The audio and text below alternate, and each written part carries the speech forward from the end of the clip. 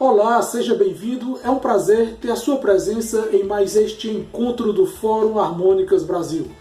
Novamente, contamos com a companhia e a participação dos gaitistas André Reis e Ivan Márcio. André fala de Fortaleza, Ivan Márcio fala de São Paulo. Nós vamos entrevistar hoje Flávio Guimarães, considerado um dos mais destacados nomes da harmônica brasileira. Flávio, está contigo. Boa tarde a todos, grande prazer estar aqui. Os amigos. Beleza. Bom dia, boa tarde, boa noite, né? Que a gente acaba... Muito bem-vindo, Fláviozão. A gente também teve, além de ter tido o prazer de te assistir aqui em Fortaleza, também tive o prazer já de bater um papo com você em outros streamings. Então, queria só dizer que é uma honra também ter você aqui no Fórum Harmonics, mesmo que dessa vez virtualmente, né? A honra é minha e o prazer. Flávio, a gente gostaria de iniciar esse papo, essa conversa que a gente vai ter, esse diálogo, perguntando uma pergunta quase clássica, quase um lugar comum. Como foi que começou a tua carreira? Como é que se desenvolveu os contatos que você fez, as parcerias que você firmou? Como é que a banda se uniu? Como é que foi isso aí? Olha, eu tinha vários amigos músicos. Um deles era o Cláudio Bedran. E o Cláudio tinha um trio de música instrumental ali no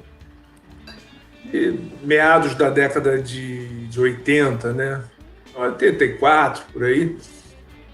E nessa época eu fazia aulas de gaita cromática com Maurício Einhorn, sem nenhuma pretensão de me tornar músico profissional, nada disso. Mas o Cláudio uma vez me convidou. Pô, você tá tocando direitinho, quer dar uma canja. E eu me lembro que eu fui dar uma canja num show de bar deles, desse trio, e toquei Isn't She Lovely, do Stevie Wonder. Só o tema, basicamente, quase não fazendo nada de improviso. Eu me lembro que eu fiquei muito nervoso na hora e tudo aquilo. Primeira vez que você sobe num palco, né? Em 84. Depois disso, começou a dar um certo gosto pela coisa, né? Eu gostava muito de ir a shows e tudo isso. E uns 2 anos depois eu conheci um guitarrista, Sérgio Bap. Numa festa a gente tocou uns blues e tal. Eu ainda tocava... A informação de gaita diatônica no Brasil nessa época era muito limitada. Mas eu fazia uns bands, né, que a gente chamava na época de chorada. Fazia um barulho ali e tal, já tinha uma noção que existia segunda posição e tudo isso. E esse cara falou, pô, tem um amigo meu que tem um estúdio de garagem, vamos levar um som lá. Era o Otávio Rocha.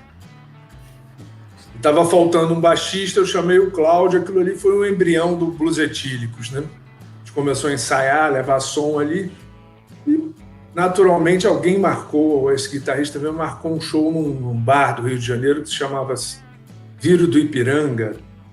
Era um bar que inclusive se apresentavam nomes da música instrumental importantes. O Maurício Einhorn já tinha tocado lá, o Mauro Senise, o Lubambo, o guitarrista, e muita gente, assim, era um lugar que eu já tinha assistido. O Romero Lubambo, e eu já tinha visto vários shows bacanas, então, pô, vamos tocar no Viro do Ipiranga e tal. Arrumaram uma data pra gente, assim, tipo 23 de dezembro, 22 e 23 de dezembro, aquela data que ninguém quer tocar. Essa apresentação aí, o nome não era Blues Etílicos, né, Flaviozão? Não, a gente foi para um bar, debateu qual seria o nome da banda e surgiu essa ideia do Blues Etílicos, mas o Sérgio, o guitarrista, foi contra e tal, e como ele que arrumou o show, ele mandou a ficha de divulgação como sendo Banda Experiência, porque ele gostava do Jimi Hendrix, queria homenagear o Experience. Eu até falei para ele, poxa, grande nome, Banda Experiência. Podemos criar até um slogan, Banda Experiência, venha ser nossa cobaia. Flávio, Uma coisa que você comentou é que quando a primeira vez que você subiu no palco, você não tinha a intenção de se tornar um gaitista, né, se profissionalizar e ainda mais, quem sabe, um dia para ter 30 anos de carreira como você tem hoje. O que você pensava que você ia fazer da sua vida antes disso acontecer, antes dessa guinada da sua vida? Você tinha algum projeto que mudou? Como é que foi isso? Olha, minha família, meu pai especialmente, gostaria muito que eu fosse engenheiro civil, que nem ele. E realmente, assim como meus estudos de matemática, química e física já não eram muito eficazes no segundo grau, a faculdade ficou um pouco inviável para mim, né? Então eu tinha várias ideias na cabeça, assim, várias possibilidades. Eu cheguei a trabalhar como fotógrafo, né? Cheguei a trabalhar também como assistente de fotografia, laboratorista, na época que você pegava o negativo, revelava, ampliava no laboratório e tudo isso.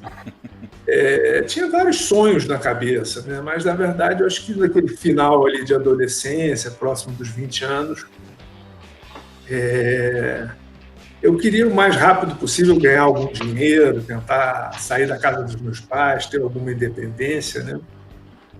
E o que aconteceu é que o Blues Etílicos foi convidado para fazer toda sexta e sábado shows num bar ali na Tijuca, no Rio Comprido, e era um salão amplo, cabia umas 80 pessoas, e o cara nunca tinha feito show, então ele falou, vamos dar 100% da bilheteria para vocês, e vocês se viram. E por acaso essa temporada pegou, porque era um estilo de música que muita gente gostava, mas não tinha oportunidade de ver ao vivo, né? Então, se a gente pensar em dias de hoje, um lugar para 100 pessoas, lotando todo fim de semana, bota aí 180 pessoas no fim de semana, pagando R$25, uma coisa dessa, começou a dar um dinheirinho, né? E todo fim de semana. Então, para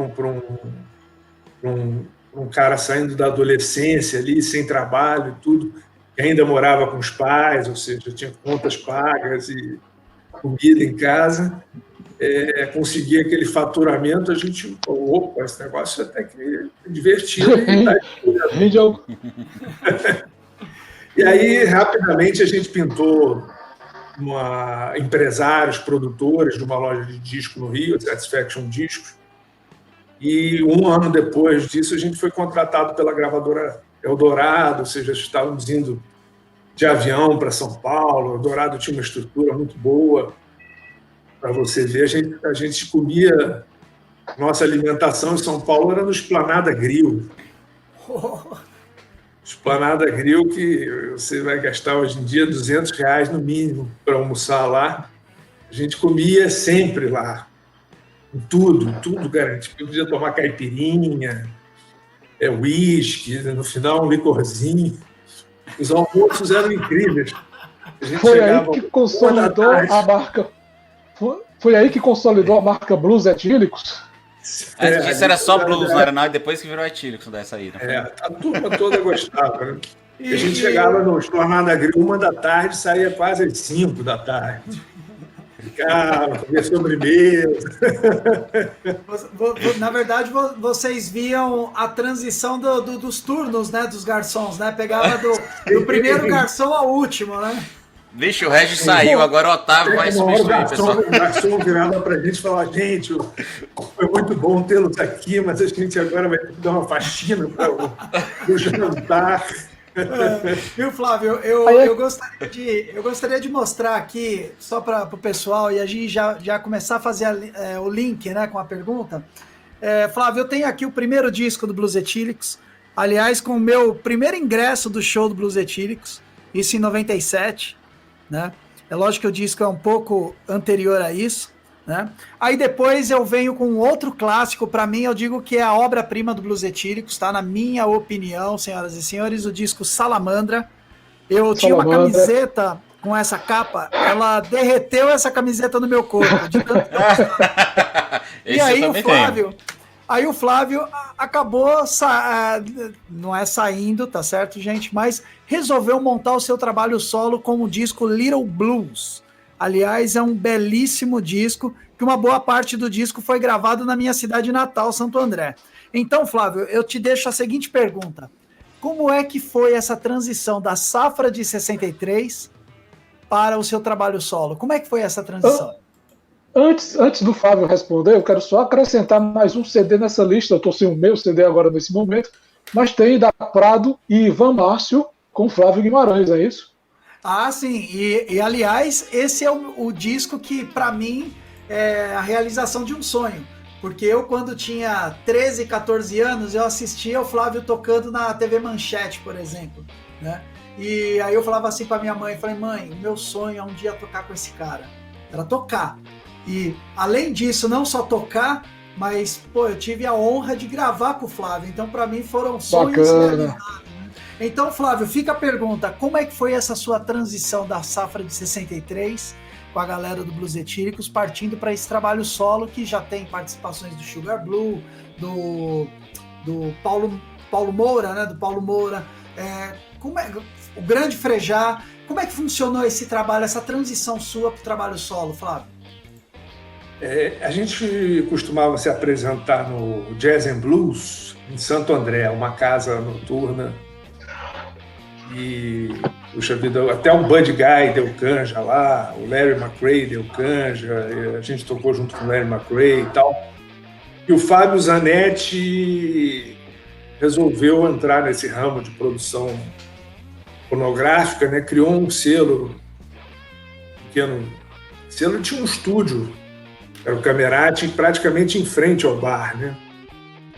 Então, o Fábio me convidou para fazer esse trabalho e eu gostei muito da ideia e pensei, pô, tem que fazer um negócio diferente, né? Não vou fazer um negócio na mesma linha do Blues Etíricos, né? Vou fazer um negócio um pouco diferente.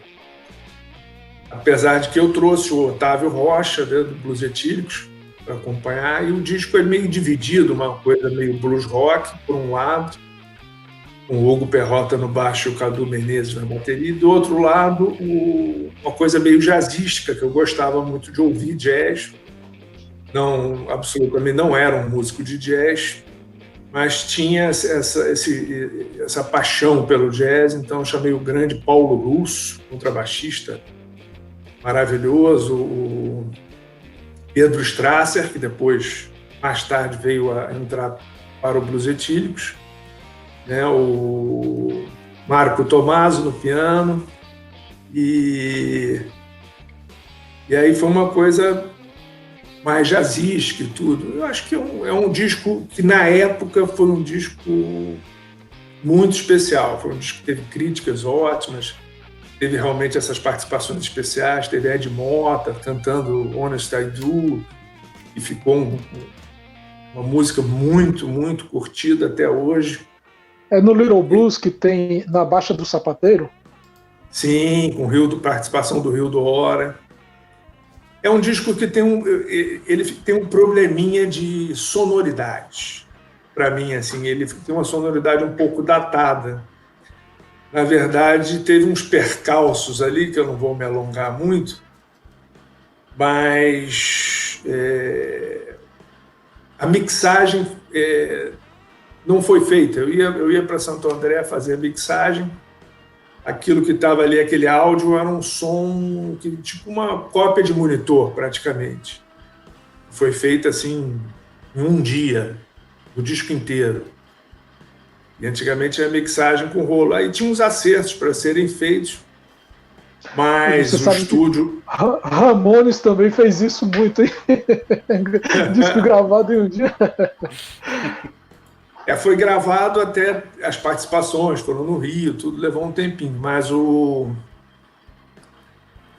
a questão da mixagem, eu iria para Santo André para fazer a mixagem, mas na época os discos eram gravados com umas fitas grandes de rolo, né, multipista, e parece que alguém no estúdio, por engano, foi gravar um grupo de samba e pegou essas fitas do meu disco e gravou em cima.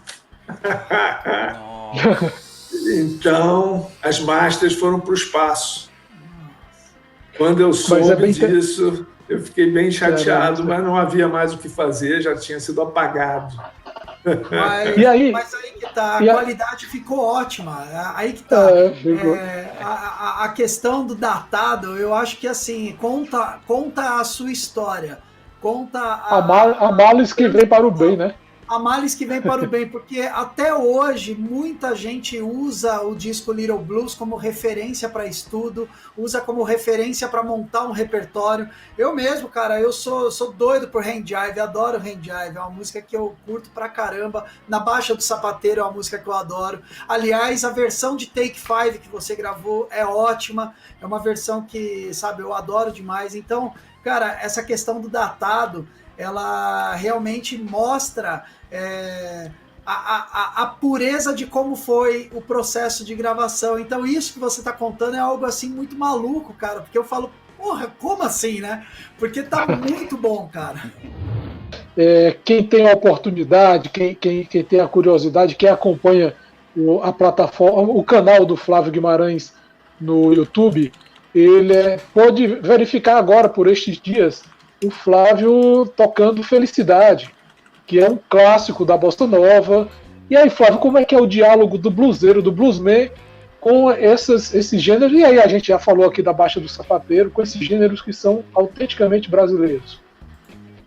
Olha, eu sempre gostei de boa música, de uma forma em geral, né? A minha carreira profissional, sem dúvida nenhuma, está mais atrelada ao blues e ao rock, mas enquanto ouvinte de boa música, eu escuto diversos estilos, né? E gosto muito do jazz, né? O jazz brasileiro também, que é a bossa nova. E assim, eu me considero dentro desses estilos, música brasileira, jazz, bossa nova, choro, vamos dizer que eu seja um bom músico amador. Sou um bom amador. E toco como hobby isso, né? Eu tirei a ferrugem dessas gaitas cromáticas e aproveitei para estudar um pouquinho. A gente vai te contestar aqui. Vamos colocar um textinho de Felicidade para o pessoal ver como é que ficou o resultado, né? Uma coisa bem caseira, mas ficou muito bonito mesmo.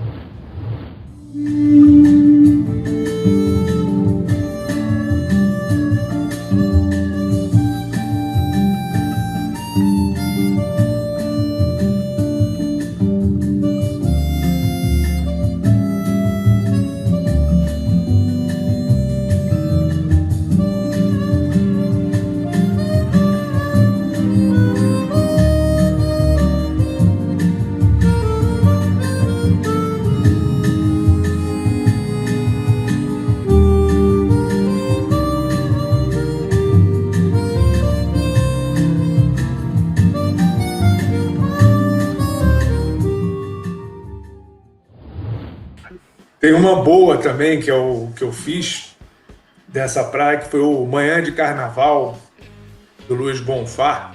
Luiz Bonfá, um clássico. Clássico mundial, isso é uma música clássico universal. Inclusive até mais pop, né? Você fez House of the Rising Sun, que eu acho que eu não tinha ouvido você tocando ainda. Sim, botei. São vídeos curtos, né? Mas é interessante que são boas sugestões também para quem estuda o instrumento. Muitas vezes, na gaita diatônica, a pessoa pensa, poxa, será que dá para tocar essa música? Será que fica bom? Será que funciona? Aí já tem lá o Take 5, e de repente entra o All Blues, do Miles Davis, uma música ótima para gaita diatônica. Aí entra um Rock Around the Clock. Depois, ontem eu botei o Hit the Road Jack, né, por exemplo. Botei o tema do filme O Poderoso Chefão. Sim. Então é interessante, né, assim, porque dá uma visão bem abrangente. A ordem é diversificar. A ordem agora é diversificar. Isso, aproveitar a quarentena para diversificar, para ampliar, para olhar para todos os lados. Exatamente. E os vídeos são, de certa forma, motivacionais para mim mesmo, né? Porque ficando tanto tempo em casa, no início você se empolga, começa a estudar e tal, mas assim, eu como sempre fui um músico de fazer bastante show e tudo isso, esse negócio de ficar em casa estudando, tocando, às vezes tem uma hora que você desanima, né? Aí os vídeos ficam uma coisa assim, dá uma motivação. Você fala, não, vamos sair do sofá, da preguiça, vamos estudar um pouco, vamos aprender uma música nova. Flávio, como o Fórum Harmônicas, né, já existe desde 2005, né, com a idealização do grande mestre, o grande amigo Diogo Farias, né, e também do Roberto Maciel, e nós também temos aí um grande evento no Brasil, que é o Encontro Internacional de Harmônica.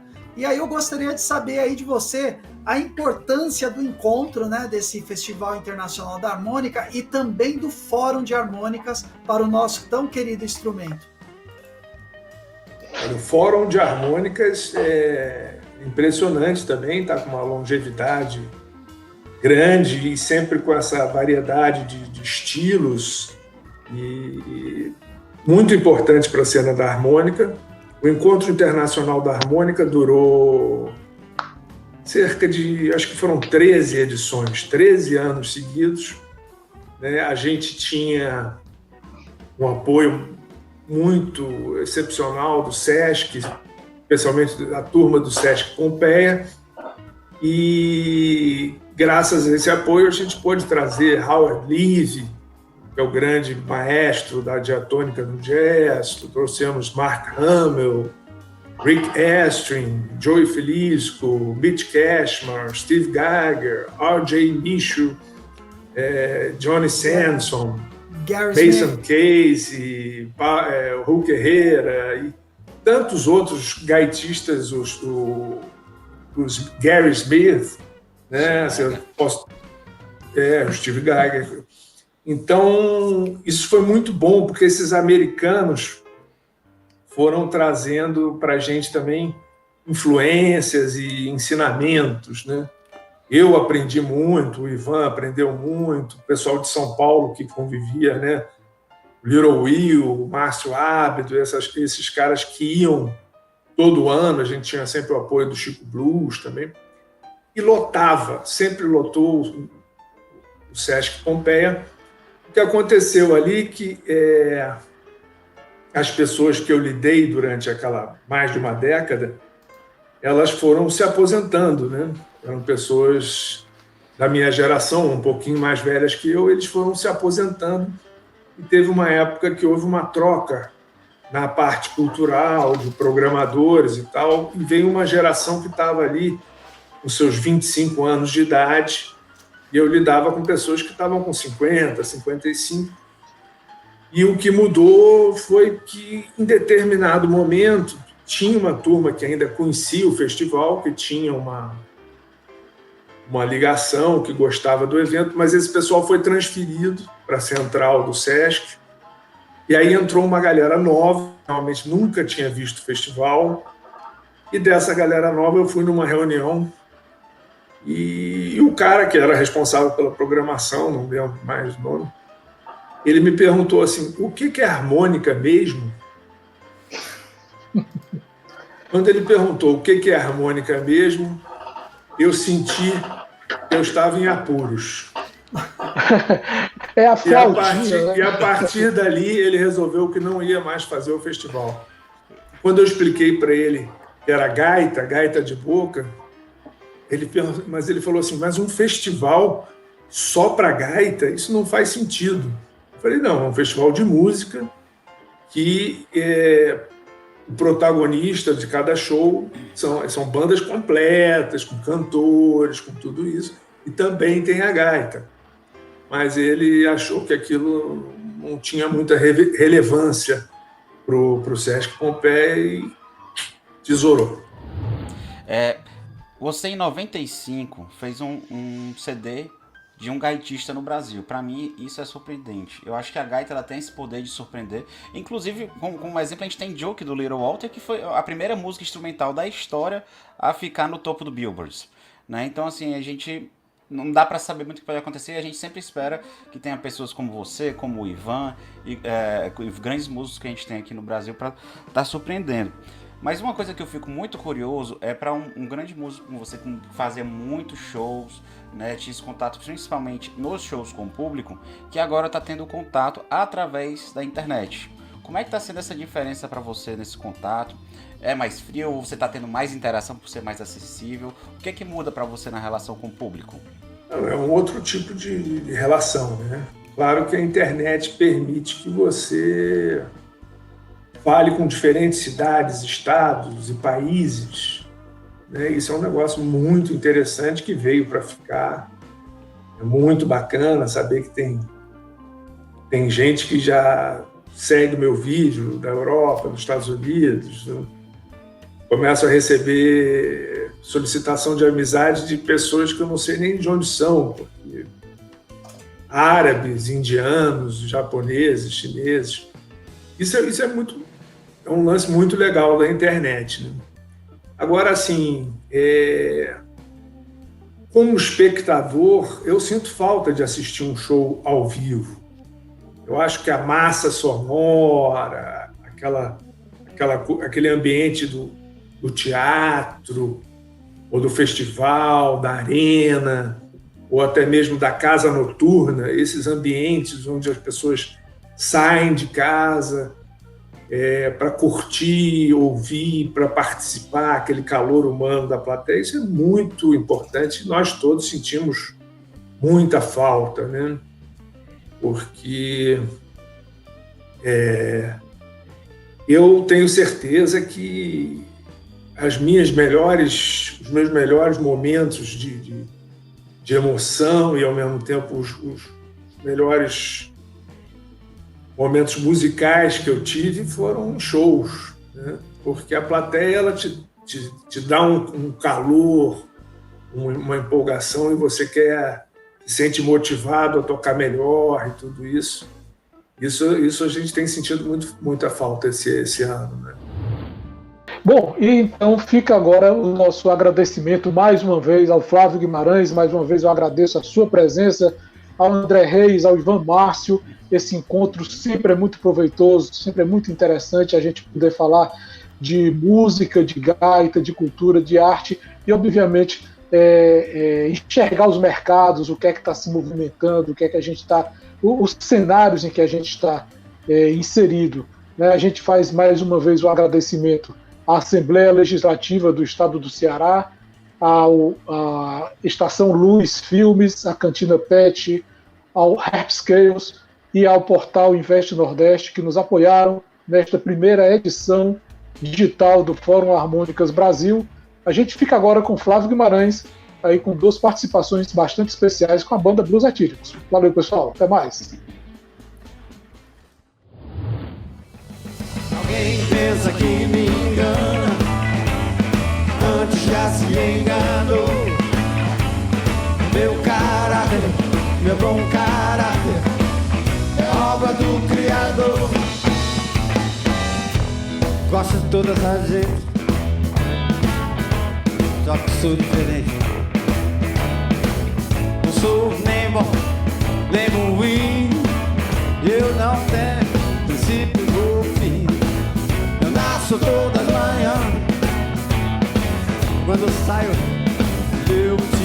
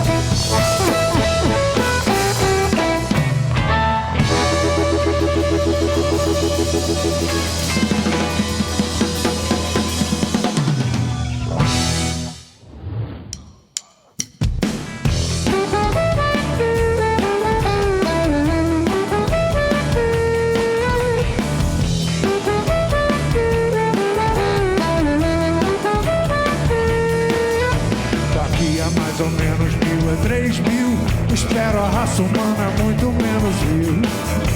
Daqui a mais ou menos 1000 é 3000. Espero a raça humana é muito menos 1000.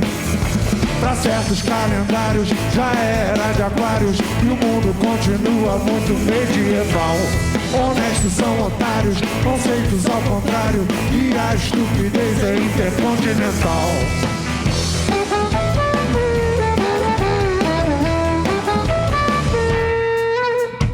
Daqui a mais ou menos 1000 é 3000. Espero a raça humana muito menos 1000. Daqui a mais ou menos 1000 é 3000. Espero a raça humana muito menos 1000. Pra certos calendários já era de aquários e o mundo continua muito medieval. Honestos são otários, conceitos ao contrário, e a estupidez é intercontinental.